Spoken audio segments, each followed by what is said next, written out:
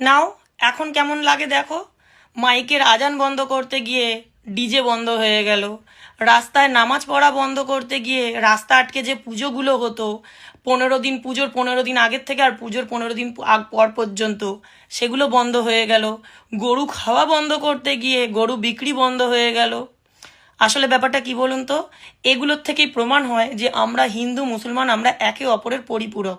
আমাদের প্রত্যেকটা ব্যবসা প্রত্যেকটা কার্যকর্ম সব কিন্তু একে অপরের সাথে সমন্বয় নিয়েই চলে। একজনের ক্ষতি হলেও অপরজনের ক্ষতি হবেই। বিশেষ করে তো এখনো পর্যন্ত কোনো মধ্যবিত্ত পরিবারে কোনো ক্ষতি হয়নি, ক্ষতি একমাত্র হয়েছে যারা গরু ব্যবসায়ী এই সরকারের আইনের মধ্যে। এখনো যেসব বাড়িতে যারা গরু ব্যবসায়ী রয়েছে তাদের যে কি পরিমাণ ক্ষতি হয়েছে সেটা গ্রামে গঞ্জের মানুষদের মধ্যে সব থেকে বেশি হয়েছে। মধ্যবিত্ত পরিবারে এখনো কোনো আজ আসেনি, তো তাই জন্য এখনো বুঝতে পারছে না, আর একটু বেলা হোক বুঝতে পারবে।